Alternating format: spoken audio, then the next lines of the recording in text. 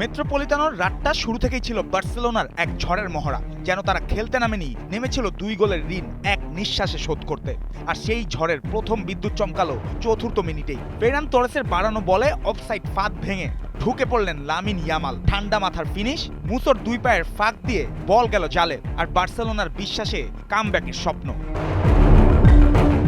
ম্যাচের গতি, বলের দখল, সুযোগ সবকিছুই তখন বার্সেলোনার পক্ষে। মনে হচ্ছিল আরেকটি গোল যেন সময়ের ব্যাপার। 24 মিনিট, দানি ওলমোর পাস, তোরেসের নিয়ন্ত্রণ, তারপর বাঁ পায়ের শট। স্কোরলাইন 2-0। 2 লেগ মিলিয়ে তখন সমতা। নিস্তব্ধ মেট্রোপলিতানো, স্পন্দন কাতালানদের দখলে। উকি দিচ্ছিল তখন রিমন্তাদা।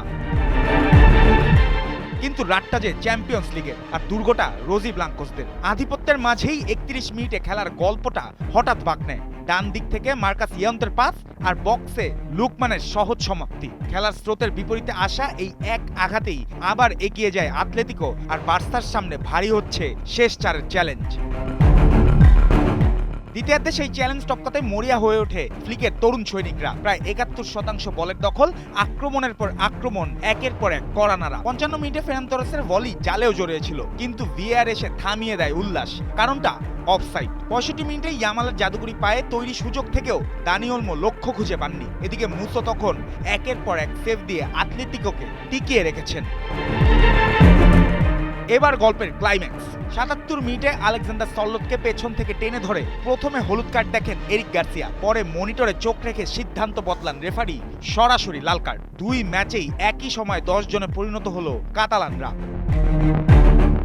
তবু শেষ নিঃশ্বাস পর্যন্ত লড়ে গেছে বার্সা। যোগ করা সময়ে লেভানদস্কির হেড ঠেকিয়ে দেন হুয়ান মুসো। আর কিছুক্ষণ পর আরাউহোর হেড চলে যায় পোস্টের বাইরে। সেখানেই শেষ হয়ে যায় বার্সার প্রত্যাবর্তনের কবিতা। জয় তাদের হয়েছে, কিন্তু উৎসবটা নয়। কারণ স্কোরবোর্ডে 2-1, আর হিসাবের খাতায় নির্মম সত্য, সেমিফাইনালে আতলেতিকো, বিদায় বার্সেলোনা। 2014, 16, এরপর 2026 চ্যাম্পিয়ন্স লিগের নকআউটে আবারও বার্সেলোনার পথ রোধ করল আতলেতিকো মাদ্রিদ। আর 2017 সালের পর প্রথমবার ইউরোপের সেরা 4-এ উঠে গেল সিমিওনের দল।